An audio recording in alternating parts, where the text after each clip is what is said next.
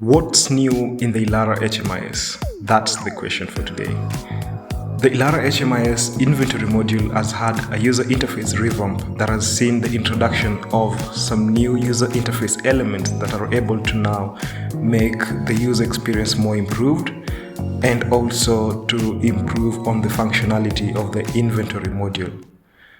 What we are looking at right now is the new improved user interface for the inventory module, and I'll be taking you through the new elements that have been introduced and how they work and how you can use them to maximize your user experience.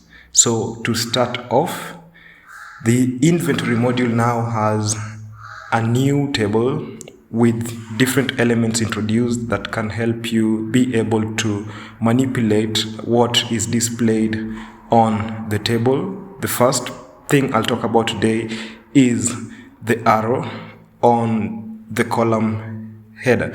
So when we are looking at the name, we can sort this list displayed using the alphabetical order of the names in either ascending or descending by clicking on the arrow and changing if we want it in ascending or descending. You'll notice that as you change, the direction of the arrow changes to indicate the type of order that has been applied in sorting the data.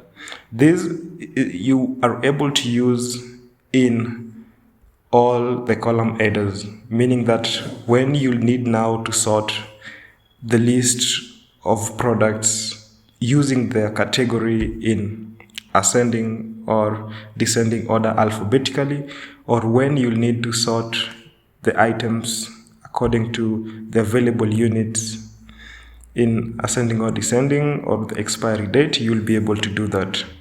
The next component that has been introduced is the configure columns that allows you to specify the columns that you want to be displayed. Notice that the grade 1 is a mandatory column and you cannot be able to not have it be displayed. So we can edit the others and say what we want is the name and the expiry date. So we will remove category and available units. So now we only have the name and the expiry date. This is useful in helping you be able to manage the way the table appears to be able to fit your needs at that time. Filters is still here. You can still be able to apply a filter and say you want low stock, negative stock. There's a new option there introduced to help you quickly filter by the stock levels, if it's low or negative. You can also filter by the product category. You can filter by the product type, product or service.